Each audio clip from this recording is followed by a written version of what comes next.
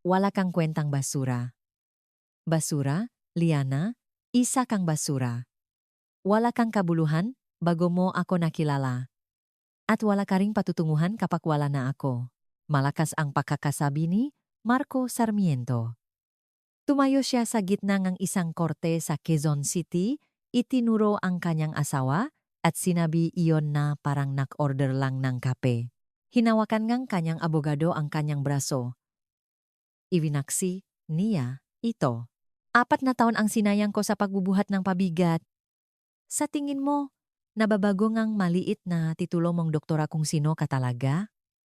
Pakiusap, si Dr. Liana Reyes ay nakaupo sa kabilang panik, makalapat ang makamay.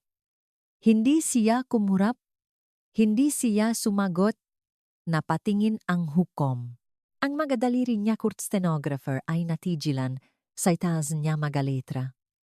Ang buong silid ay napigil sa paghinga. At wala ni isa men, hindi si Marco, hindi ang kanyang abogado, wala ni isang tao sa galerya, ang may ideya na ang ina ni Liana ay nasa paradahan na. Ang kanyang ina, isang mahistradong Court of Appeals.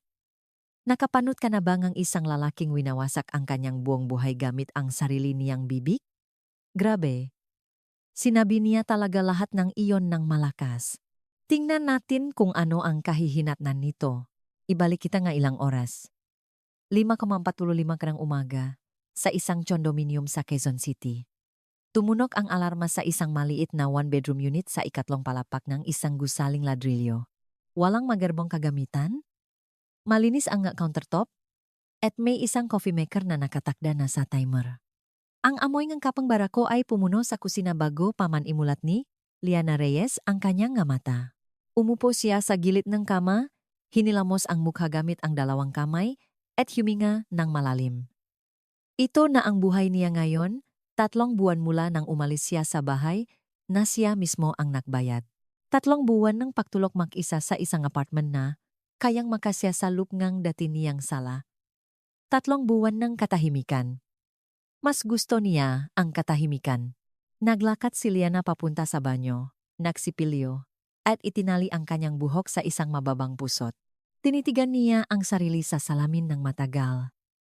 Hindi dahil sa pahanga sa sarili, kundi para sa isang uringang pag-usap sa sarili na walang salita.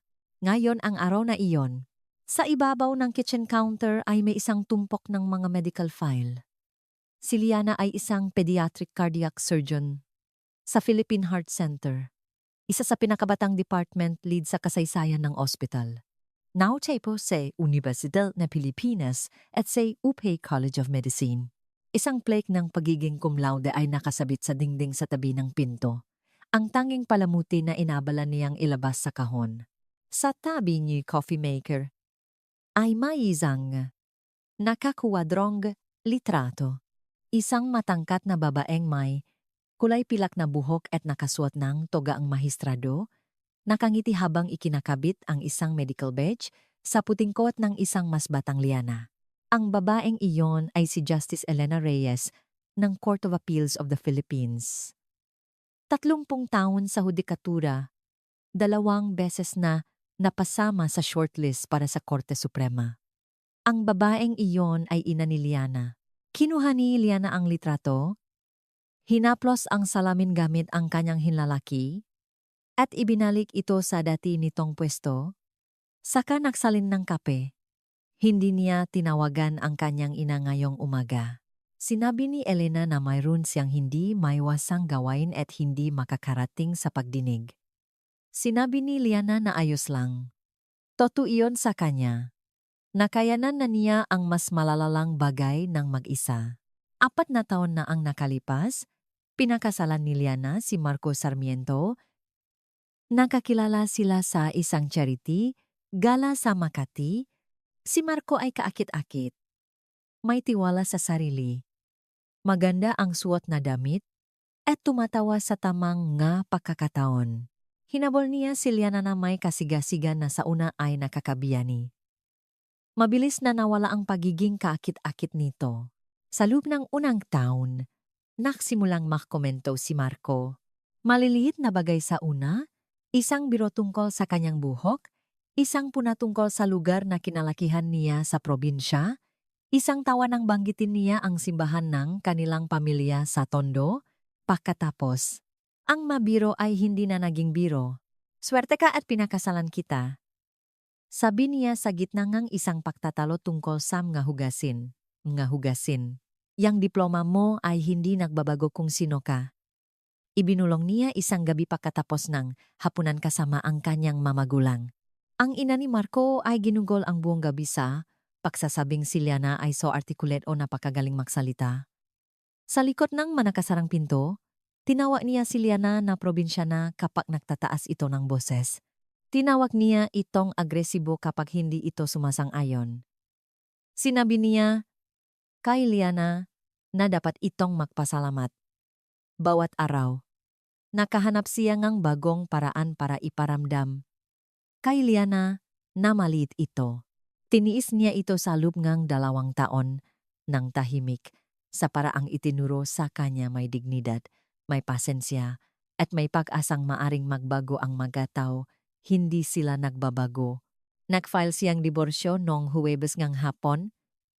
Tumawa si Marco nang matanggap ang mga papeles, literal na tumawa. Pagkatapos, kinuha niya ang pinaka-agresibong abogado na mahahanap niya at sinabi sa sinumang makikinig na ginamit lang siya ni Liana at pagkatapos ay itinapon. Ang proseso ng diborsyo ay tumagal ng ilang buwan. Gusto ni Marco ang kalahating lahat. Ang bahay na binayaran ni Liana, ang sasakyan na nakapangalan sa kanya, ang mga investment account na pinondohan ng kanyang mga surgical bonus. Ang kanyang abogado, si Ati Gregorio Goyo Santos, ay nagain ngang sunod-sunod na mosyon, ipinasupuena ang makasamahan ni Liana, humihingi ngang ma-financial record, at ginawang isang digmaan ang isang simpleng diborsyo. Ang ina ni Marco, si Senyora Isabel Sarmiento, ay nagsumita pang isang sinumpaang salaysay, tinawag niyang mahirap pakisamahan at walang utang na loob si Liana. Isinulat niya na si Liana ay hindi kailanman tunay na bumagay sa kanilang pamilya. Maingat ang nga salita. Malinaw ang kahulugan. Ngunit ang abogado ni Liana, si Ati Clara de Leon, ay handa. Ilang buwan niyang binuo ang isang case file na parang isang textbook tungkol sa domestic abuse. Mga text message, voicemail, mga talaan ng bangko, lahat ay dokumentado. Lahat ay may timestamp. Lahat ay katanggap-tanggap bilang ebidensya. Ngayon, nakatayo si Liana sa harap ng kanyang aparador. Pumili siya ng isang navy blue na blazer, simpleng gintong hikaw, at sapatos na patak. Mukha siyang propesyonal. Mukha siyang kalmado. Sa loob, ang kanyang sikmura ay buhol-buhol. Kinuha niya ang kanyang mga susi. Isinara ang pinto ng apartment at nagmaneho papunta sa Quezon City Regional Trial Court. Ang kanyang kapatid, si David Reyes, isang retiradong tenyente ng Philippine Marines, ay nandun na, nakaupo sa galeriya, nag-ingat ng upuan para sa kanya gamit ang kanyang dayaket na nakasampay sa silyang katabi niya. Ang upuan ng kanyang ina ay nanatiling walang laman. Napuno ang korte. Tinawag NG Alguacil ang kaayusan sa silid. Pumasok si Hukom Patricia Morales at umupo sa kanyang pwesto. Nagsimula ang pagdinig. Unang tumayo si Ati Santos. Ibinutones niya ang kanyang Amerikana gamit ang isang kamay at naglakad patungo sa gitna ng korte na parang pag-ari niya ito. Nasa kalagitnaan ng kanyang 50-has, may pilak na relo. Nakaayos ang buhok ang tipo ng abogadong nagsasanay ng kanyang panimulang pahayag sa salamin tuwing umaga. Kagalang-galang na hukom, ang aking kliyente, si Marco Sarmiento, ay nagbigay ng 4 na taon kanyang buhay sa kasal na ito. Huminto si Santos para magkaroon ng epekto. Hayaan ang pangungusap na iyon na manatili sa hangin. Isinantabi niya ang kanyang ambisyon. Pinamahalaan niya ang kanilang tahanan. Lumikha siya ang katatagan na nagbigay daan kay Dr. Reyes na ituloy ang kanyang karera sa medisina ng walang abala. Naglagay si Santos ng isang folder sa gilid ng mesa ng hukom. Sa loob, makikita ninyo ang mga financial record na. Nagpapakita na si Ginong Sarmiento ang sumagot sa mga gastusin sa bahay nung residency ni Dr. Reyes. Mga grocery, kuryente at tubig, insurance ng sasakyan. Habang itinatayo niya ang kanyang karera, si Marco ang nagsisigurong may ilaw sila sa bahay.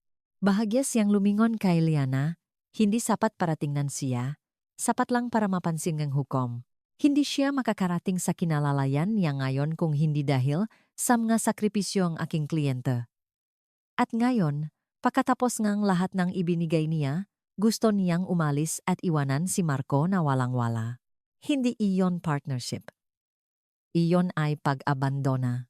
Hindi nakreak si Ate De Leon. May isinulat siya sa kanyang notepad, isang salita. Ginitlingan niya itong 2 beses. Tumango si Hukom Morales. Salamat, Attorney Santos. Ginong Sarmiento, maaari ka nang tumayo sa witness stand. Dahan-dahang tumayo si Marco. Inayos niya ang kanyang kurbata, hinawi ang kanyang buhok, at naglakad patungo sa witness stand na may tindig ng isang taong naniniwalang maswerte ang bawat silid na kanyang pinapasukan. Umupo siya, humingha, at nagsimulang umarta. Kagalang-galang na hukom, gusto ko lang sabihin na ito na ang pinakamahirap na taon ng buhay ko. Bahagyang nabasak ang kanyang boses. Ensayado, mahal ko ang asawa ko. Ibinigay ko sa kanya ang lahat. Sinuportahan ko siya sa medical school, sa residency, sa mga 80 oras na linggo kung kailan hindi siya umuwi. Huminto siya, tumingin sa kanyang nga kamay. Isinakripisyo ko ang sarili kong pag-unlad sa karera dahil naniwala ako sa kanya. Ako ang nag-asikasong bahay, namgabayarin, siniguro kong may tahanan siyang babalikan gabi-gabi. Isa pang pahinto, isang mabagal na pagbuga ng hangin. At isang araw, nagpasya na lang siya na hindi na ako sapat. Umiling siya. Ang larawan ng isang nasaktang lalaki, ang pagganap ng kanyang buhay. Sumingit si Santos na may malumanay at ensayadong matanong. Naramdaman mo ba na napabayaan ka sa inyong pagsasama? Lagi, mahinang sabi ni Marco. Palagi siyang nasa ospital. Palaging nagtatrabaho. Magluluto ako ng hapunan at kakain mag-isa. Matutulog ako mag-isa. Paglaon, nagsimula akong magtaka kung may halaga pa ba ako. At nang sabihin mo sa kanya ang mga alalahaning ito, sinabi niya na nagdadrama lang ako. Nanigas ang panga ni Marco. Sabi niya, dapat daw akong magpasalamat dahil siya ang bumubuhay sa amin.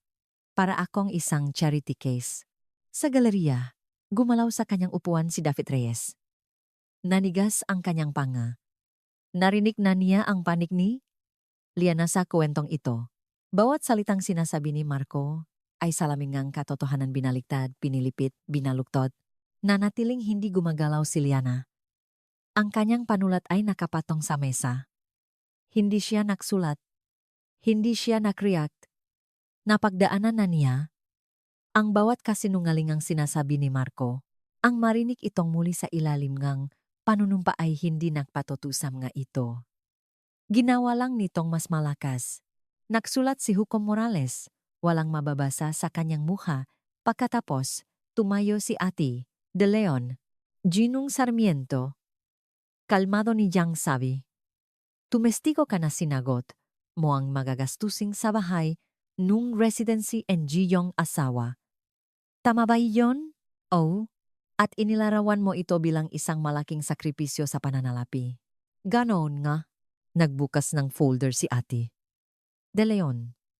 Nais kong ipasok ang eksibite. Sa talan, kagalang-galang na hukom, ito ang kumpletong bank statements mula sa isang joint account ni na Ginong Sarmiento at Dr. Reyes sa pagitan ng 2021 at 2023.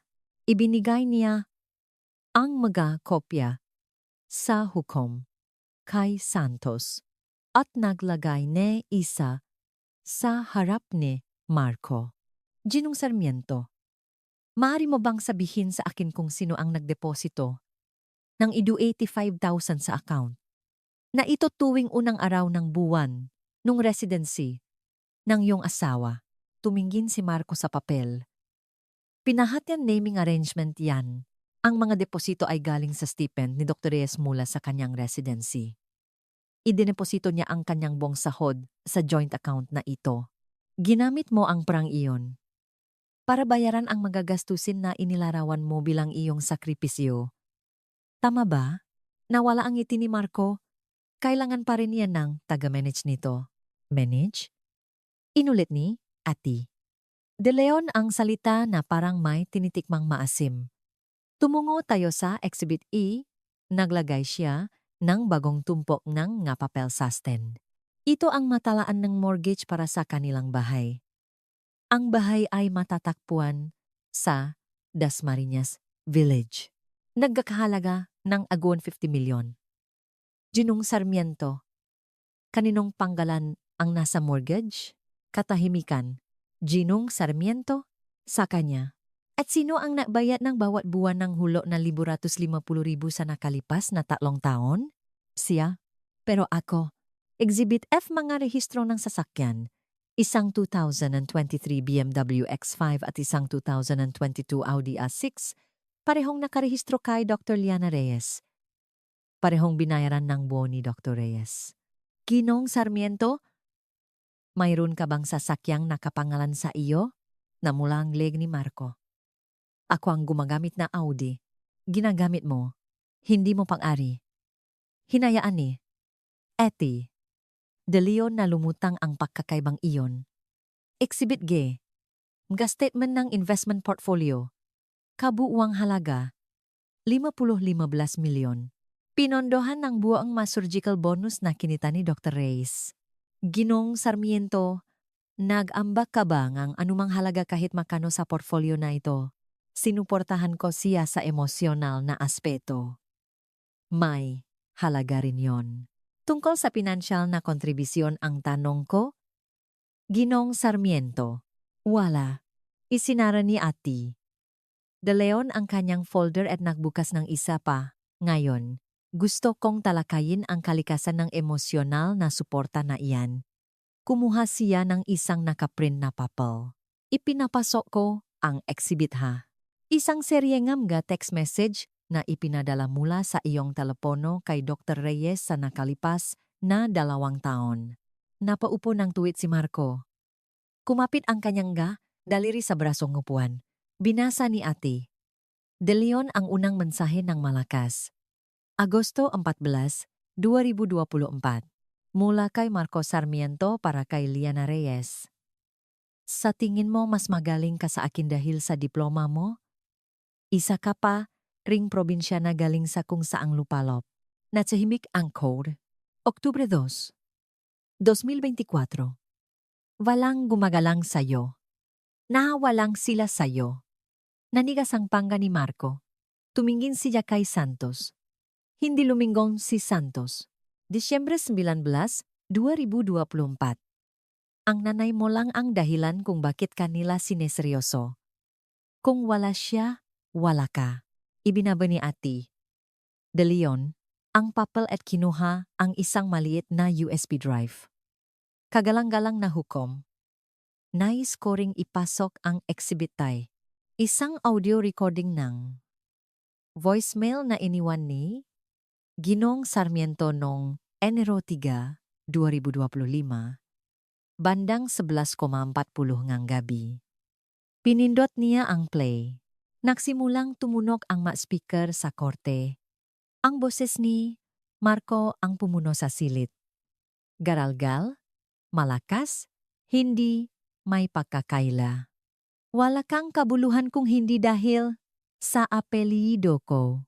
Wala. Naririnig mo ba ako? Dapat kang magpasalamat sa akin araw-araw dahil ginawa kitang somebody. Natapos ang recording. Ang katahimikan na sumunod ay mas mabigat kaysa sa anumang sinabi niya. Hindi pa rin gumagalaw si Liana. Ang kanyang panulat ay hindi nagalaw. Ang kanyang mamata ay nakatuon sa harap. Ngunit ang kanyang kapatid na si David ay napahigpit, ang hawak sa kanyang mga tuhod na namutla, na ang kanyang mga buko, lumapit si Ate De Leon sa stand. Ginong Sarmiento, tumestigo ka na sinuportahan mo ang iyong asawa sa emosyonal na aspeto. Ang mga mensaheng ito ba ang kumakatawan sa uri ngang emosyonal na suporta na iyong tinutukoy? Namula ang mukha ni Marco. Nawasak ang kanyang composer. Binabaluktot niya ang lahat. Palagi niyang ginagawa yan. Tumaas ng husto ang kanyang boses. Sumandal siya pasulong sa upuan. Ginagampanan niya ang pagiging biktima.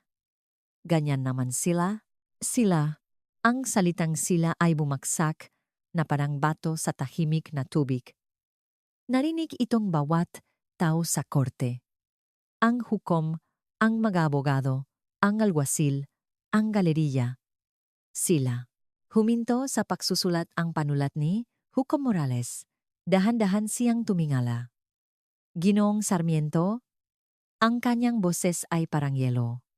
Haharapin mo ang korteng ito nang may pagalang. Malinaw ba ako? Nakayuko na si Santos, bumubulong ng mabilis sa tainga ni Marco. Bumuntong hininga si Marco, inayos ang kanyang kurbata, at pilit na ngumiti na parang nasasaktan.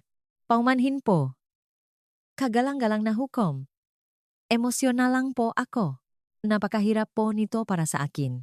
Tinitigan siya ni Hukom Morales sa loop ng 3 buong segundo bago siya muling tumingin sa kanyang tala. Sa galeriya, mabilis na gumuguhit ang court sketch artist, hindi tumigil ang mga daliri ng court stenographer. Bawat salita ay nasa talaan, at si Liana Reyes ay nanatiling perpektong hindi gumagalaw. Hindi dahil mahina siya, hindi dahil wala siyang masabi, dahil alam niya kung ano ang darating. At hindi pa ito nagsisimula. Tinawag ni Hukom Morales si Senyora Isabel Sarmiento sa stand. Tumayo ang ina ni Marco mula sa ikalawang hilera NH Galleria. Inayos niya ang kanyang kremang blazer. Hinawakan ang kwintas na perla sa kanyang lig at naglakad patungo sa witness stand na may bahagyang nakaangat na baba. Ang posturangang isang babaeng hindi kailanman kinuwestiyon tungkol sa kahit ano sa kanyang buhay. Umupo siya, ipinakrus ang kanyang mabukong-bukong, ipinatong ang makamay sa kanyang kandungan, at ngumiti sa hukom tulad na pangiti mo sa isang kapitbahay. Lumapit si Santos ng marahan. Ginang Sarmiento, maari mo bang ilarawan ang karakter ngang iyong anak noong sila ay kasal pa? Si Marco ay isang mabuting tao. Ang boses ni Isabel ay mainit, ensayado. Siya ay isang tapat na asawa. Sinubukan niyang maigi na ayusin ang pagsasamang iyon. Nakita ko kung paano siya nagpakahirap para sa babaeng iyon. Sa babaeng iyon. Hindi Liana, hindi Dr. Reyes, babaeng iyon. At paano mo ilalarawan ang iyong relasyon kay Dr. Reyes? Ikiniling ni Isabel ang kanyang ulo. Sinubukan ko. Talagang sinubukan ko. Ngunit hindi siya gaanong bumagay sa aming pamilya. Palagi akong nag-alala na ang kaiba sa kultura ay magiging masyadong malaki. Tumango si Santos na parabang ito ay isang perpektong makatwirang bagay na sabihin. Nakatayo na si Ate De Leon, Ginang Sarmiento. Nabanggit mo ang pagkakaiba sa kultura. Maari mo bang mas linawin kung ano ang ibig mong sabihin? Kumurap si Isabel. Ang ibig ko lang sabihin ay ang pamumuhay, ang kinalakihan, ang paraan ng pagpapalaki sa kanya kumpara sa paraan ng pagpapalaki kay Marco. Alam mo na, hindi ko po alam. Sa totoo lang, kaya po ako nagtatanong. Nanikip ang ngiti ni Isabel. Nagmula kami sa makaibang mundo. Iyon lang ang ibig kong sabihin. Hindi ito isang pakpuna. Ito ay isang katotohanan lamang. Dahan-dahang tumango si ate. De Leon pagkatapos ay nagbukas ang isang folder. Ginang Sarmiento, nais kong basahin ang isang text message na ipinadala mo sa iyong anak noong Marso 15, 2024. Ito ay naipasok na bilang Exhibit J. Nawala ang ngiti ni Isabel. Binasa ito ni Etty. De Leon ng malakas. Dahan-dahan. Bawat salita ay malinaw. Sinabi ko na sa iyo na huwag kang mag-asawa ngang hindi mo kauri. Ngayon, tingnan mo ang gulo. Natahimik ang buong korte. Walang kaluskos, walang ubo, maging ang aircon ay tila huminto. Ang muka ni Isabel ay nawalan ng kulay, ang kanyang mga daliri ay humigpit sa isa't isa sa kanyang kandungan. Kinuha iyan sa maling konteksto. Anong konteksto ang magpapanggap na katanggap-tanggap ang pahayag na iyon? Ginang Sarmiento? Nagalit ako. Tumawag sa akin si Marco na umiyak. Nagiging ina lang ako. Isang ina na nagsabi sa kanyang anak na huwag mag-asawang hindi niya kauri. Hindi iyan ang iyong masalita, Ginang Sarmiento. Ipinadala mula sa iyong telepono sa iyong anak noong Marso 15, 2024. Mayroon bang ibang paraan para basahin ang maiyon? Ibinuka ni Isabel ang kanyang bibig. Isinara ito, ibinuka muli. Walang lumabas. Ang ekspresyon ni Hukom Morales ay naging parang bato. May isinulat siya sa kanyang notepad. Ginitlingan. May isinulat pang iba. Wala na pong karagdagang tanong. Sabi ni ate. De Leon. Bumaba si Isabel mula sa stand. Hindi siya tumingin sa sinuman. Naglakad siya pabalik sa kanyang upuan sa galeriya na nakatutok ang mga mata sa sahig. Kumislap ang kanyang mga perlas sa ilaw habang siya'y umuupo. Nanginginig ang kanyang makamay. Pinanot ni Marco ang kanyang ina na bumalik sa upuan. Nagbago ang kanyang mukha. Wala na ang pag-arte. Ang ensayadong pagdadalamhati. Ang pagganap bilang nasaktang asawa. Lahat ng iyon ay naglaho. Ang natira ay isang bagay na hilaw, isang bagay na pangit.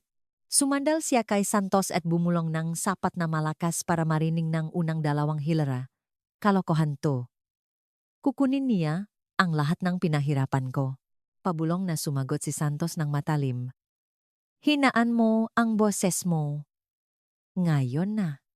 Ngunit si Marco ay hindi na nakikinig. Tumayo muli si ate. De Leon.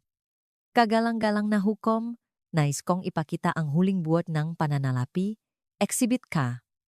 Ipinamahagi niya ang nga dokumento sa hukom at sa parehong abogado. Pagkatapos siya'y naglakad siya sa gitnang silid. Salop ng kanilang pagsasama.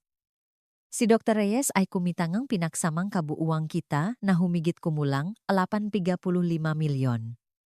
Si Ginoong Sarmiento ay kumitangang humigit kumulang 8.5 milyon sa parehong panahon.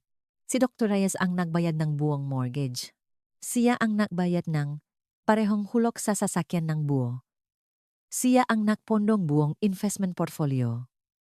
Siya ang sumagot sa medical insurance, amilyar, at maintenance ng bahay. Huminto si ate. De Leon, hayaan ang nga numero na manatili. Ang kontribusyon sa pananalapi ni Ginong Sarmiento sa sambahayan salop ng 4 na taon ay mas mababa sa 9% ng pinaksamang kita ng mag-asawa. At ang magastusin na sinagot niya mag-grocery, kuryente, tubig, maliliit na gamit sa bahay ay binayaran mula sa isang joint account na pangunahing pinondohan ng mga deposito ni Dr. Reyes. Lumingon siya kay Marco. Ang pag-angkin ni Ginoong Sarmiento na mayroon siyang itinayo sa pagsasamang ito ay hindi suportado ng kahit isang dokumento. Sa talaang ito, namula ng husto ang mukha ni Marco. Ang kanyang dibdib ay tumataas at bumababa. Ang kanyang makamay ay kumapit sa gilid ng mesa. Ipinatong ni Santos ang isang kamay sa kanyang balikat. Huwag. Bulong niya. Tumingin si Hukom Morales kay Marco. Ginoong Sarmiento. Bago ako maksimulang magdeliberate. Mayroon ka pa bang nais idagdag? Iyon ay isang pagkakamali. O marahil iyon mismo ang kailangan ng sandaling iyon. Tumadyo si Marco. Hinawakan ni Santos ang kanyang braso. Umupo ka, Marco. Umupo ka. Kumawala si Marco. Nanginginig siya, hindi sa lungkot, kundi sa galit. Ang uring ang galit na dumarating kapag ang isang taong laging naniniwalang siya ay mas mataas sa lahat ay biglang napaktanto na hindi sang-ayon ang silit. Lutong makaw ang buong sistemang ito, nabasak ang kanyang boses, nakukuha niya ang lahat dahil siya. Dahil palaging panik ang makorte sa huminto siya, ngunit sandali lamang. Pagkatapos ay lumingon siya. Tumingin ng direkta kay Liana. At inilabas ang lahat. Wala kang kwentang basura. Liana, naririnig mo ba ako? Basura. Hinampas niya ang kanyang palat sa mesa. Ang tunog ay umalingaw na parang putok ng baril. Wala kang kabuluhan bago mo ako nakilala. Hindi binabago NG Magarbong. Diploma mo kung gano ka talaga. Gusto mong magpanggap na matapang na babay? Sige! Pero pareho nating alamang toto. Nakagulo ang galeriya. Nga singhap. Isang babae sa likod ay tumayo. Tumayo si David Reyes. Nakakuyom ang makamao. Lumapit ang alguacil na may isang kamay sa kanyang sinturon. Hindi pa tapos si Marco. At ang nanay mo itinuro niya ang bakanteng upuan sa harap. Yang ipokritang babaeng yan. Nilason niya ang isip mo laban sa akin mula pa noong una. Tinitingnan niya ako na parang mas mababa ako sa kanya. Na parang hindi ako karapat-dapat para sa kanyang mahalagang anak. Tumawa siya. Isang maikli at mapait na tunog. Isang mahistrado. Malaking bagay. Isa lang siyang. Ginoong Sarmiento. Ang boses ni Hukom Morales ay pumutol sa silit na parang talim. Ang kanyang martilyo ay bumaksak ng malakas. 2 beses, 3 beses. Ikaw ay in contempt of this court. Umupo ka kaagad o ikaw ay alisin dito na nakaposas. Malinaw na ba ako? Pisikal na itinula ni Santos si Marco sa kanyang upuan. Parehong kamay sa kanyang nga balikat. Nakpipilit pababa. Bumubulong ng isang bagay na mabilis at galit sa kanyang tainga. Umupo si Marco. Ngunit ang kanyang dibdib ay umihinggal pa rin. Ang kanyang mga mata ay nakatitig pa rin kay Liana. Nakangjiwi ang kanyang labi. Natahimik ang korte. Ang uring. Katahimikan na mas malakas. Pagkaysa sa anumang sigaw. Ang mga kamay ni court stenographer ay nangginginig sa itaas nege mga letra. Ang lapis ni sketch artist ay nabali. Ang alguacil ay nakatayo 2 hagbang na mas malapit kaysa kanina. At si Liana Reyes ay hindi gumalaw. Hindi kahit 1 pulgada. Ang kanyang likod ay tuwid. Ang kanyang nga kamay ay makalapat. Ang kanyang nga mata ay maningning ngunit matatag. Dahan-dahan siyang huminga palabas sa kanyang ilong. Isang mahaba, kontroladong hininga. Narinig na niya ang mas masahol pa mula kay Marco. Sa likod ng manakasarang pinto. Samga pabulong na insulto sa hapunan, samga voicemail sa hating gabi. Ito lang ang unang pagkakataon na sinabi niya. Ito kung saan maririnig ng mundo. Sige, kailangan kong huminto dito dahil. Grabe. Talagang sinabi ng lalaking ito iyon sa korte, nasa talaan. Ang abogado niya ay literal na nakikipagbuno sa kanya para paupuin siya. At nagsasalita pa rin siya. Gino, pakiusap, hindi ako makahinga ngayon. Nagdeklara si Hukom Morales ng 15 minutong recess. Ang kanyang boses ay kalmado, ngunit ang kanyang panga ay naninigas. Tumayo siya at nawala sa pinto sa likod ng bench nang hindi lumilingon. Bumugangang hangin ang silit. Nagbulungan ang nga tao sa galeriya. Ang ilan ay umiling. Isang matandang lalaki na nakakulay, abong sweet ay tumayo at lumabas na may ibinubulong. Isang dalaga sa likod ay nakahawak sa kanyang puso. Dahan-dahang tumayo si Liana. Kinuha niya ang kanyang folder. Ipinasok sa ilalim ng kanyang braso. At lumabas ng korte patungo sa pasilyo nang walang imik. Sumunod si David. Wala siyang sinabi sa una. Naglakad lang siya sa tabi niya. Pagkatapos, ay ipinatong niya ang isang kamay sa balikat ni Liana. Isang matatak na kamay. Ang kamay nga, isang lalaking nagdalang ripple sa tatlong deployment at naniniwala pa ring ang pinakamahihirap na laban ay nangyayari sa tahanan. Sumandal si Liana sa pader. Ipiningkit ang mga mata. At sa unang pagkakataon sa buong umaga, nakpakawala siya ng isang mahaba, nanginginig na hininga. Ang uringang hininga na nagdadala ng lahat ng iyong pinipigilan. Nag-vibrate ang kanyang telepono sa kanyang bulsa. Kinuha niya ito, isang bagong mensahe mula kay nanay. Papunta na ako. 10 minuto. Tinitigan ni Liana ang screen. Ang kanyang hinlalaki ay lumutang sa ibabawong keyboard. Dahan-dahan siyang naktype pabalik. Nay, hindi mo na kailangan 3 tuldok ang lumitaw. Pagkatapos, nasa parking lot na ako. Tumingin si Liana kay David. Tumingin si David sa telepono niya. Pagkatapos ay pabalik sa kanya. Walang nagsalita sa kanila. Ngunit may nagbago sa mga mata ni Liana. Isang bagay na tahimik. Isang bagay na chila ang sandali bago bumuhos ang isang bagyo. Itinago niya ang kanyang telepono. Inayos ang kanyang blazer at naglakad pabalik sa pintong korte. Nagpatuloy ang korte ngang 11:17 ng umaga. Bumalik ang galeriya. Kumaluskos ang nga upuan.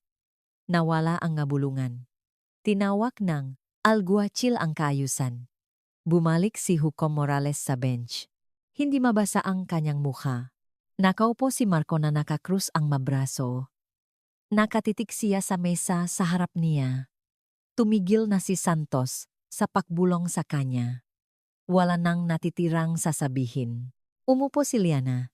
Ipinatong niya ang kanyang folder, makalapat ang magakamay parehong postura, parehong katahimikan, ngunit may iba na ngayon. May katatagan sa kanyang nga balikat na wala doon kanina. Isang bagay na panatag. Isang bagay na handa. Ibinuka ni Hukom Morales ang kanyang bibig para magsalita. At pagkatapos, bumukas ang mga pinto. Hindi mabilis, hindi dramatiko, isang dahan-dahan at sinadyang pagtulak lamang. Parehong pinto ng sabay. Lahat ng ulo sa korte ay lumingon. Isang babae ang pumasok. Siya ay matangkat, may kulay pilak na buho, nakasuot ng charcoal-colored suit na may sedang scarf sa kanyang kwelyo. Ang kanyang nga sapatos ay tumutuno sa sahig matata, hindi nagmamadali tumpak. Bawat hakbang ay may parehong ritmo. Ang ritmo ngang isang babaeng naglalakad sa mga silit na tulad nito sa loop ng 30 taon at hindi kailanman nangailangan ng pahintulot. Si Justice Elena Reyes, hindi niya inilibot ang kanyang tingin sa silit. Hindi siya nahanap ngang upuan. Naglakad siya ng diretso sa gitnang pasilyo na nakatingin sa harap. Pantay ang baba. At tuwid na parang pader ng katedral ang kanyang likod. Unang nakita siyang alguacil. Agad na nagbago ang kanyang postura. Balikat pa atras. Baba pataas. Nagbigay siyang maliit na tango. Ang uringang tango na hindi itinuturo. Ito ay kinikilala. Isang babae sa galeriya ang sumandal sa kanyang asawa. Sino yan? Umiling ang lalaki. Ngunit umupo rin siya ng mas tuwid. Lahat ay ganun. Nagbago ang silit ng walang sinumang nagpasya na makbago. Nagbago ang bigat ng hangin. Tumingala si Hukom Morales mula sa bench. Ang kanyang panulat ay huminto. Ang kanyang nga mata ay lumaki. Bahagya lang? Sapat lang. Alam na alam niya kung sino ang kapapasok lang sa kanyang korte. Nakarating si Justice Reyes sa unang hilerang galeriya, sa upuan na bakantabuang umaga. Lumingon siya, umupo, inayos ang kanyang diaket, at ipinatong ang makamay sa kanyang kandungan. Pagkatapos ay tumingin siya kay Liana. Hindi ito isang engrandeng kilos. Walang kaway, walang ngiti, walang salita. Isang ina lamang na nakatingin sa kanyang anak. Isang tahimik na tango. Nandito ako. Bahagyang yumuko ang baba ni Liana. Halos 1 sentimetro lang, kumislap ang kanyang mata sa loob ng kalahating segundo. Pagkatapos ay nanatili siyang hindi gumagalaw. Sa kabilang panig, sumandal si Santos kay Marco. Sino yan? Bulong ni Marco. Tumingin siya sa likod, sa babaeng may kulay pila na buho sa unang hilera. Nanay niya yan, yung sinasabi ko kanina. Namutla ang mukha ni Santos. Hindi maputla, kundi puti. Para bang lahat ng dugo ay umalis sa kanyang katawan ng sabay-sabay. Hinawakan niya ang braso ni Marco nang mahigpit. Si Justice Elena Reyes yan. Ang bulong ni Santos ay halos isang hininga lang, Court of Appeals. Isa siya sa mga pinakasenyor na mahistrado sa buong bansa. Kumurap si Marco. O, ano ngayon? Isa lang siyang. Nasa shortlist siya para sa Korte Suprema. 2 beses. Ang salitang 2 beses ay dumapo kay Marco na parang isang pisikal na bigat. Ang kanyang bibig ay bumukas. Walang lumabas. Dahan-dahan siyang lumingon at muling tiningnan si Justice Elena Reyes. Nakatingin na ito sa kanya. Hindi masamang tingin, hindi nakasimangot, hindi galit. Tiningnan lang niya si Marco. Sa paraang tinitingnan ng isang babae ang isang bagay na maliit, isang bagay na nakita na niya ng 1,000 beses. Isang bagay na hindi nakakagulat at hindi kailanman magugulat. 30 taon nga pagtiti sa mga tiwaling opisyal, nga abogado nga korporasyon, mga batikang kriminal, na gumawa nga bagay na hindi kayang isipin ni Marco. Tiningnan niya silang lahat na may ganitong mukha. Mapagpasan siya, hindi natitinak, ganap. Lumingon pabalik si Marco. Nagsimulang manginig ang kanyang nga binti. Tinitigan niya ang mesa. Hindi siya makatingin sa itaas. Nagbago na ang silit. Naramdaman itong lahat. Naramdaman itong alguacil. Naramdaman ito ng court stenographer. Naramdaman ito ng sketch artist. Maging ang mga ilaw ay tila umugong sa ibang dalas. Tumikhim si Hukom Morales. Bago ang recess, dinining ng korte ang testimonya mula sa parehong partido at sinuri ang lahat ng isinumiteng ebidensya. Ang kanyang boses ay tumpak na ngayon, mas matalas. Naobserbahan ko rin ang pagugaling responden sa korteng ito ngayon na naipasok ng buo sa talaan. Huminto siya. Tumingin kay Marco. Ginoong Sarmiento, gusto kong maging napakalinaw. Ang korteng ito ay may kumpletong talaan ng bawat salitang binitawan mo ngayon. Ang iyong nga pahaya, iyong tono, at iyong pag-ugali ay titimbangin ng naayon sa aking desisyon. Hindi gumalaw si Marco, hindi tumango, hindi huminga. Nanatiling perpektong hindi gumagalaw si Justice Reyes, makalapat ang makamay, nakatingin sa harap. Hindi niya kailangang magsalita. Hindi niya kailangang makialam. Hindi niya kailangang gumawang anuman. Nandiyan siya, at sapat na iyon. Ibinigay ni Hukom Morales ang kanyang desisyon ng walang pag-alinlangan, matapos suriin ang lahat ng ebidensya. Testimonya at dokumentasyong pinansyal na isinumait ng parehong partido, natuklasan ng korteng ito ang mga sumusunod. Tumingin siya ng direkta kay Marco. Ang pag-angkin ni Ginoong Sarmiento sa equitable distribution ay tinatanggihan. Ang ebidensya ay napakalakas na nagpapakita na si Dr. Reyes ang tanging makabuluhang nag-ambag sa pananalapi sa pagsasamang ito. Ang mortgage. mga bayad sa sasakyan, mga investment account, at ang karamihan ng mga gastusin sa bahay ay binayaran ng buo ni Dr. Reyes. Bahagyang bumukas ang bibi ni Marco. Ipinatong ni Santos ang isang kamay sa kanyang braso. Hindi man lang napansin ni Marco. Iginagawat kay Ginoong Sarmiento ang kanyang personal na gamit lamang. Pinapanatili ni Dr. Reyes ang buong pagmamayari ng bahay, parehong sasakyan, at lahat ng investment account. Naglipat ng pahina si Hukom Morales. Dagdag pa rito, natuklasan ng korteng ito na si Ginoong Sarmiento ay in contempt dahil sa kanyang pag-ugali sa mga paglilitis ngayon. Siya ay pinagbabayat ng multa na anahando at binabalaan na anumang karagdagang panggugulo sa korteng ito o sa anumang komunikasyon kay Dr. Reyes ay magre-resulta sa agarang pagkakakulong. Inalis niya ang kanyang salamin, ipinatong sa bench at sinabi ang huling bahagi ng dahan-dahan. Ang wikang ginamit ng respondent kayon ay hindi lamang walang galang, ito ay dehumanizing. Hindi kinukonsinting korteng ito ang anumang anyo ng diskriminasyon batay sa pinakmulan o estado sa buhay. Ginoong Sarmiento, ang iyong mga salita ay nasa talaan. Susundan kanila. Bumaksak ang martilyo. Isang beses. Pinol. Nanatiling tulala si Marco. Gumalaw ang kanyang bibig, ngunit walang lumabas. Tumingin siya kay Santos. Isinasara na ni Santos ang kanyang briefcase.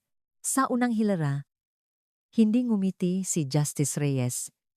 Hindi tumango, hindi gumalaw.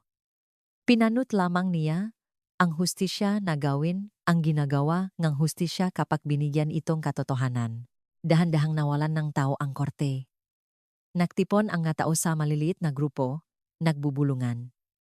Pinunit ng sketch artist ang kanyang papel at nagsimula ng bago. Binuksan Nega Alguacil ang pinto na may ekspresyon Nega isang. Taong nakasaksi Nega isang. Bagay na ikukwento niya sa loob. Nega. Maraming taon. Lumabas si Liana sa pasilyo. Nasa tabi niya si David. Walang nagsalita. Hindi nila kailangan. Pagkatapos ay may mayaba. Mabilis. Liana. Liana. Teka. Tumatakbong lumapit si Marco sa likuran niya. Maluwag ang kanyang kurbata. Magulo ang kanyang buhok. Ang kanyang gamata ay pula at malikot. Nagbago ang lahat sa kanya. Wala na ang kayabangan. Ang pumalit dito ay isang bagay na mas maliit, desperado. Makinig ka sa akin. Hindi ko sinasadya yon. Nabasak ang kanyang boses. Galit ako. Alam mo naman ako kapag galit. Nakakapagsabi ako nga bagay na hindi ko naman talaga gustong sabihin. Pwede ba tayong mag-usap? Pakiusap? Huminto sa paglalakad si Liana. Dahan-dahan siyang lumingon. Tiningnan siya, talagang tiningnan siya, marahil sa unang pagkakataon sa loop ng 4 na taon. Sinabi mo kung ano talaga ang nasa isip mo. Ang kanyang boses ay tahimik. Matatag. Sa unang pagkakataon sa loop ng 4 na taon, sinabi mo ang totoo. Tumalikot siya at naglakad palayo. Pumagit na si David sa kanila. Wala siyang sinabi. Hindi niya kailangan. Siya ay 6,0 matipuno ang katawan. At ang itsura sa kanyang muka ay nagsasabing lahat, hindi sumunod si Marco. Makalipas ang 20 minuto, nakatayo si Marco sa paradahan kasama si Santos. So, anong susunod? Tanong ni Marco. Mag-apela tayo, di ba? Pwede nating. Walang tayo. Ipinatong ni Santos ang kanyang briefcase sa ibabaw ng kanyang sasakyan. Atras na ako bilang iyong abogado, Marco. Hindi mo pwedeng gawin yan. Ikaw ang abogado ko. Naging abogado mo ako. Tapos na. Binuksan ni Santos ang pintong kanyang sasakyan. Ginawa mong imposible ang trabaho ko doon. At sa totoo lang, ang mga sinabi mo ay hindi may pagtatanggol. Ayokong madawit diyan. Humanap kang iba. Sumakay siya, pinaandar ang makina, at umalis nang hindi lumilingon. Naiwang mag-isa si Marco sa paradahan. Ang araw ay nasa itaas mismo. Ang kanyang anino ay isang maliit na madilim na hugis sa kanyang paanan. Makalipas ang 1 minuto, lumabas si Isabel Sarmiento sa courthouse. Lumingon si Marco sa kanya. Naghihintay ng alih. Naghihintay na sabihin ng kanyang ina na magiging mayos ang lahat. Sinabi ko sa iyo na kontrolin mo. Ang init ng ulo mo. Ang boses ni Isabel ay malamig. Walang emosyon. Paulit-ulit kong sinabi sa iyo, Marco, at hindi mo nagawang pigilan ang sarili mo para sa isang pagdinig lang. Ma, ngayon, tingnan mo ang ginawa mo sa pangalan ng pamilyang ito. Hindi siya nagsisisi sa sinabi ni Marco. Nagsisisi siya na sinabi niya ito kung saan maririnig ang gataw. Naglakad siya patungo sa kanyang sasakyan, sumakay, at umalis. Naiwang mag-isa si Marco. Lukot ang Amerikana, tabingi ang kurbata. Walang abogado, walang ina, walang asawa. Ang pintong courthouse sa likod niya ay naksara ng may mabigat na kalabog. Pagsapit ng gabi, ang transcript ng korte, bawat salita nito, ay naging pampublikong talaan. Isang clerk na nasa korte ang nagbanggit nito sa isang kasamahan. Ang kasamahan ay nagbanggit nito sa isang kaibigan. Ang kaibigan ay isang mamamahayag. Pagsapit ng 9:00 gabing iyon, si Natalia Nata Agustin, isang reporter mula sa isang online news portal, ay hawak na ang buong transcript. Kinaumagahan, ang kumpanya ni Marco, isang regional insurance firm kung saan siya nagtatrabaho bilang isang mid-level claims adjuster, ay nakatanggap ngang 3 tawag na nagtatanong kung alam ba nila ang sinabi ngang kanilang empleyado sa korte. Siya ay inilagay sa administrative uliw. Epektibo kagel. Nausimula nang pumagsak ang matumino. At walang ni isa man ang hihinto. Inilatala ni Nata Agustin ang kanyang artikulo ngang 9:00 umaga kinabukasan. Ang headline, tirada ngang isang asawa sa korte, nagviral matapos pumasok ang biyenang mahistrado. Ang artikulo ay detalyado. Kasama rito ang buong konteksto ni Borcio, ang karera ni Liana, ang ebidensyang pinansyal, ang pagsabo ni Marco, direktang sinipi mula sa court transcript. At ang sandaling pumasok si Justice Elena Reyes sa mapintong iyon, pagsapit ng tanghali. Ang artikulo ay naibahagi ng 40,000 beses. Pagsapit ng gabi, nasa lahat na ito. Kinuha itong na news channel. Pagkatapos ay ng mapambansang pahayagan.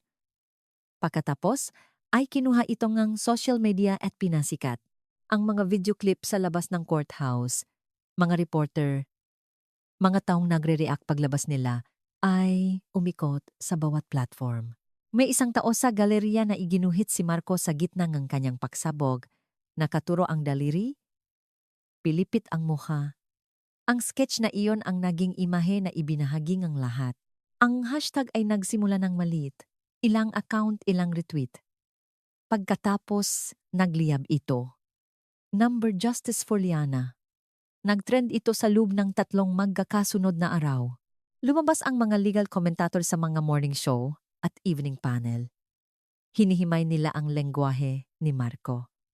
Pinag-aralan nila ang court transcript, linya por linya. Isang dating piskal ang nagsabi sa kamera. Ang sinabi ni Ginong Sarmiento ay hindi lang opensibo. Ito ay isang textbook example ngang pang-abuso na ginamit para maliitin ang isang asawa sa panahon ng litigasyon. Sinumang hukom sa bansa ay makokontem sa kanya. Itinuro sa pang-analis ang mga text message na ipinasok bilang ebidensya.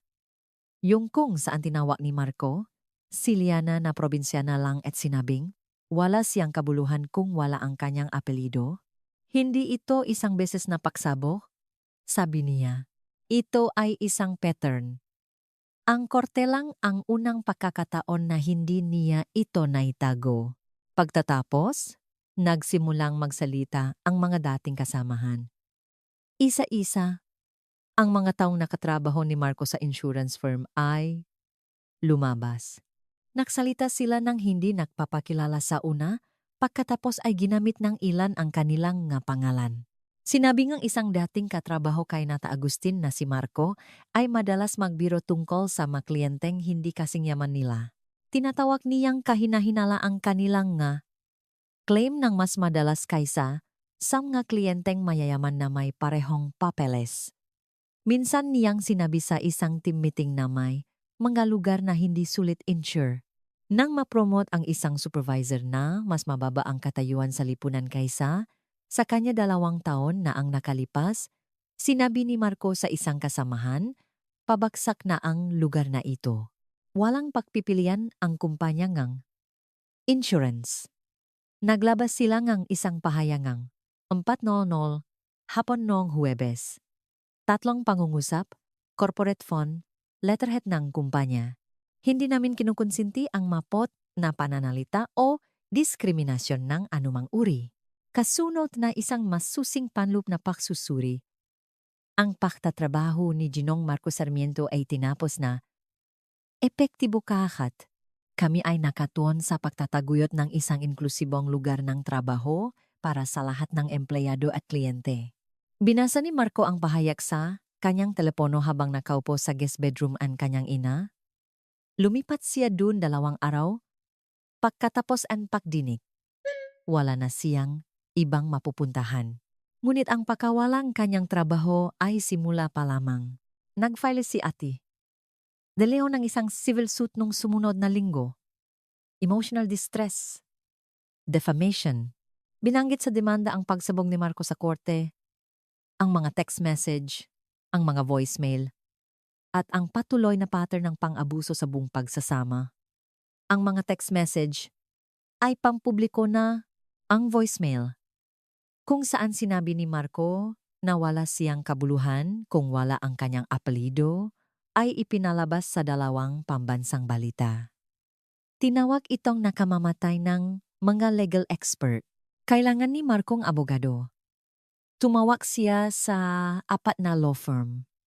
Ang una ay nagsabing mayroon silang conflict of interest. Ang pangalawa ay nagsabing hindi sila tumatanggap ng bagong kliyente. Ang pangatlo ay hindi na tumawag pabalik. Ang pangapat ay tapat. Ginong Sarmiento, nabasa ko ang transcript. Narinig ko ang voicemail. Magiging prangka ako sa iyo. Walang firm sa Metro Manila na gustong maging mukha ng iyong depensa sa ngayon. Sa huli ay nakahanap siya nga representasyon, isang solo practitioner na nangangalang Alan Buenafe na nagtatrabaho sa isang maliit na opisina sa itaas ng isang dry cleaner sa Marikina. Si Buenafe ay may kakayahan, tahimik. Sinuri niya ang kaso at binigyan si Marco N.H. sang payo. Makipagayos ka na. Mabilis. Bago pa ito lumala. Tumutol si Marco sa una. Hindi ko na siya bibigyan ng kahit isang kusing. Ibinaba ni Buenafe ang file. Marco, tinawa mong basura ang asawa mo sa harap ng isang hukom. Binanggit mo ang kanyang pinamulan. Nasa talaan ito, nasa balita, nasa internet magpakailanman. Kung abot ito sa paglilitis, makikita ng isang hurado ang bawat text na ipinadala mo, maririnig ang bawat voicemail na iniwan mo, at panonorin kang umupo sa silyang iyan habang ang sarili mong mga salita ay tumutuktok sa isang speaker. Matatalo ka at maubos ang lahat ng natitira sa'yo. Nakipag-ayos si Marco. Ang matuntunin ay hindi magaan. Isang malaking bayad pinsala kay Liana na halos nagbabalik ng anumang natitirang pinagsamahan nilang ari-arian kasama.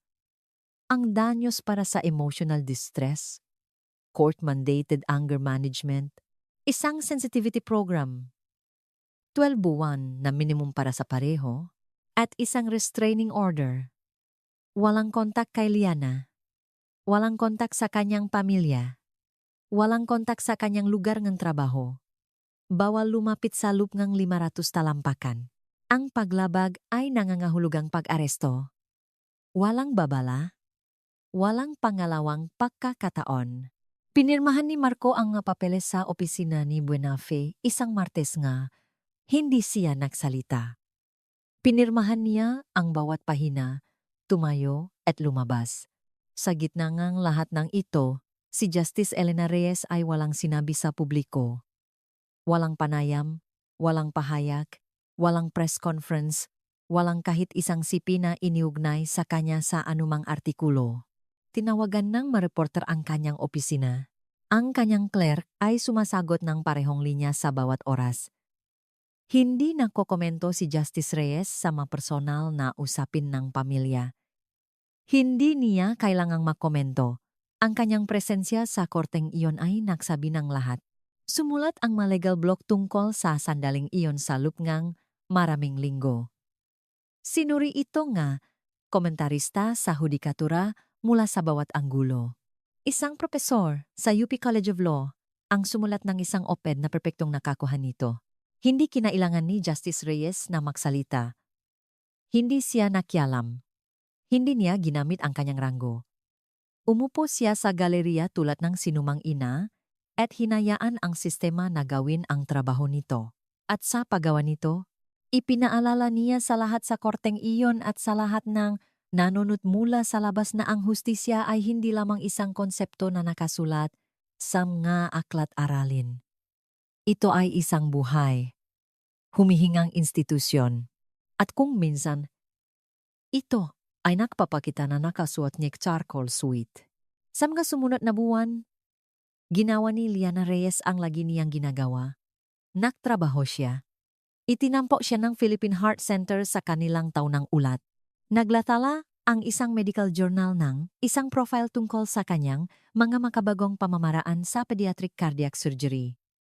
Inanyayahan siyang magsalita sa pagtatapos ng Universidad ng Pilipinas, ang kanyang alma mater. Tumayo siya sa podium na nakaitim na toga. Hindi niya binanggit si Marco.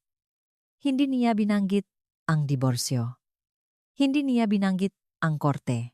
Nagsalita siya tungkol sa katatagan, tungkol sa pagpapahalaga sa sarili, tungkol sa pagkakaiba sa pagitan ngeng, tawag sa iyong nga tao at kung ano ang iyong sinasagot. May susubok na bigyan ka nga hulugan, sabi niya sa mga naktapos. Gagamit sila ngam gasalitang idinisenyo para paliitin ka. Hayaan mo silang magsalita. Ang iyong trabaho ay hindi makipaktalo sa mga taong makitit ang pag-isip. Ang iyong trabaho ay patuloy na maktayo ang isang bagay na hindi nila kailanman kayang wasakin. Tumayo ang buong auditorium. Bawat isang tao. Ngumiti si Liana, tumingin sa unang hilera. Nakaupo doon ang kanyang ina, makalapat ang makamay, nang niningning ang nga mata. Ang parehong tahimik na tango. Nandito ako. Kaya, nasaan na sila ngayon? Si Dr. Liana Reyes ay na-promote bilang Chief of Pediatric Surgery sa Philippine Heart Center 6 na buwan pagkatapos ng paglilitis. Bumili siyang isang townhouse sa New Manila, kanyang pangalan sa titulo, kanyang pera sa tseke, kanyang pinili sa bawat pader, bawat silid, bawat detalye. Hindi kailangan ang opinyon ng iba. Nagsimula siya ngang isang mentorship foundation para sa mga kabataang kababaihan na naghahangad ng karera sa STEM at medisina. Pinangalanan niya itong Reyes Abante. Ang unang batch ay may 14 na mentees. Ang pangalawang batch ay may 40. Pagsapit ng ikatlong taon, mayroon ng waitlist. Hindi siya kailanman nagsalita sa publiko tungkol sa diborsyo, kahit isang beses.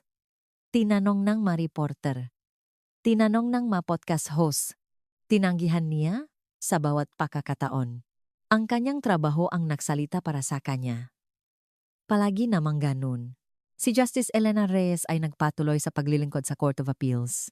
Hinawakan niya ang nga kaso sa paraang lagi niyang ginagawa na may katumpakan, katarungan, at isang katahimikan na may mas malaking bigat kaysa sa mga talumpating ng karamihan.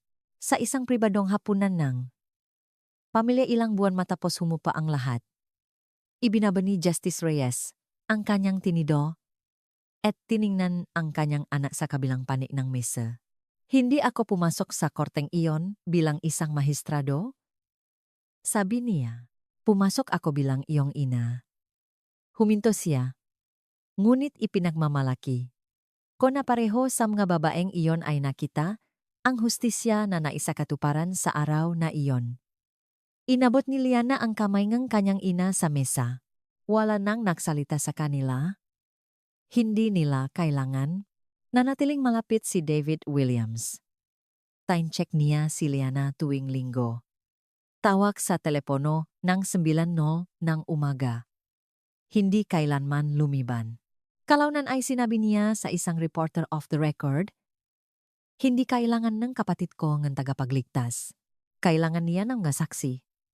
At binigyan siya ng korte nga marami. Si Ate Clara de Leon ay nagpatuloy sa paggawak ng ilang high-profile na kaso ng diborsyo na may kinalaman sa pang-abuso at diskriminasyon.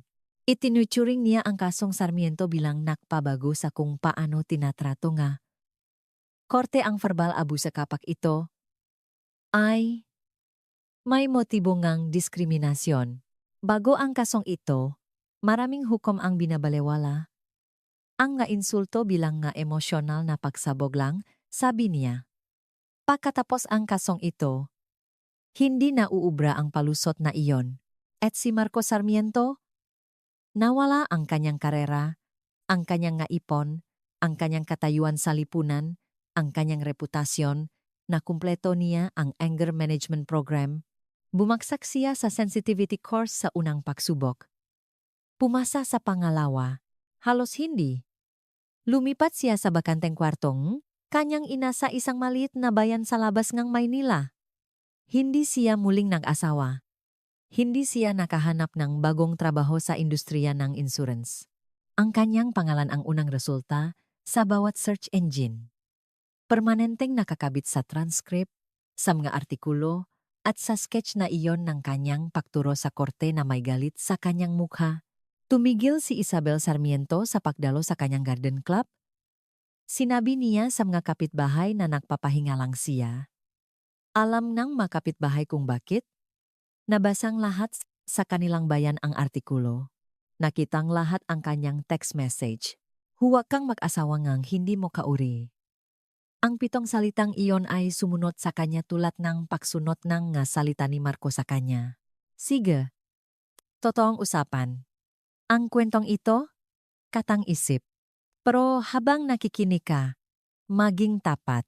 Hindi mo iniisip. Hindi. Pagkato, iniisip mo ang isang taong kilala mo. Isang taong tinawag na walang kwenta. At ang bahaging iyon ay napakatotoo. Kaya, tatanungin kita, kung ikaw ay nakaupo sa galeriya ng korte, kung narinig mo ang isang taong nagsabi ng masalitang iyon sa kapwa-tao sa harap mismo ng isang hukom, sa harap ng lahat, mananatili ka bang tahimik? O tatayo ka? Ay drop ang iyong sagot sa mga komento. Gusto kong marinig. At kung ang kwentong ito ay tumama sa iyo, kung may naramdaman ka, gawin mo akong pabor. Pindutin ang like button. Ibahagi ito sa isang taong kailangang marinig ito. At kung hindi ka pa nakasubscribe, gawin mo na. Dahil marami pa kaming nga kuwentong tulad nito. At maniwala ka sa akin, ayaw mong makaligtaan ang susunod. Isang huling bagay, ang iyong halaga ay hindi itinatakda ng taong nakatayo sa iyong harapan sa isang korte. Hindi ito sinusukat ng galit, kamangmangan, o takot ng ibang tao. Ang iyong halaga ay matagal nang nayos bago pa Manila ibuka ang kanilang bibig. Huwag hayaan ang sinuman-sinuman na baguhin ang kwentong iyon para sa iyo.